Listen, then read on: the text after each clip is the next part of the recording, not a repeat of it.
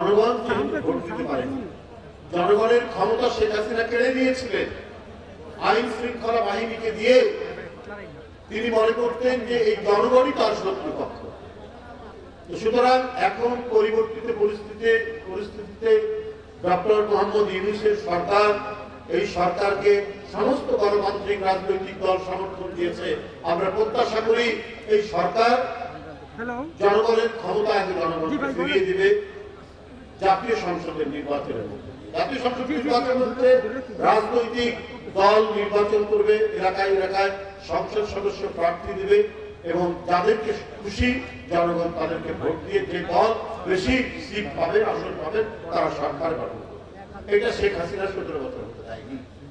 সুতরাং জনগণের কাছে জনগণের ক্ষমতা ফিরিয়ে দিয়ে অবাধ সুষ্ঠু নির্বাচনের দায়িত্ব পালন করা হচ্ছে, মানে ডক্টর ইউনূস সাহেবের সরকারের প্রধান দায়িত্ব।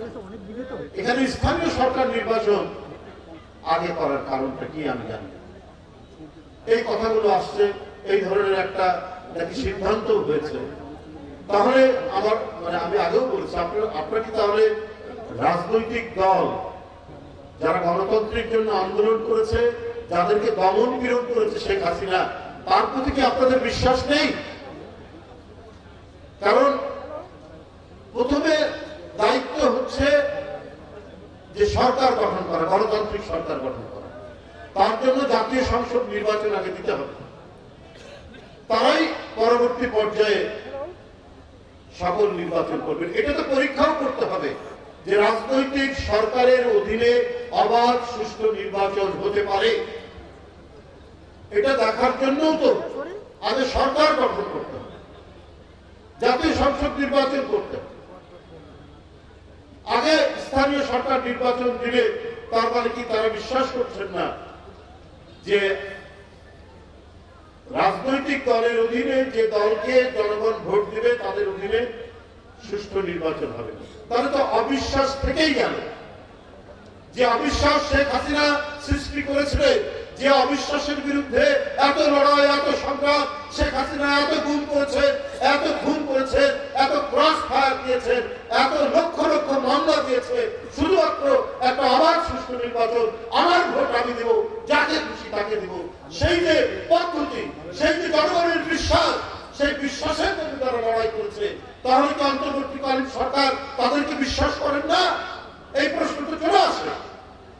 তো সুতরাং এই সরকারের উচিত সর্বাগ্রে জাতীয় সংসদ নির্বাচন দিয়ে গণতন্ত্রের যে যাত্রা, গণতন্ত্র এবং সংস্কার দুটোই কিন্তু চলমান প্রক্রিয়া।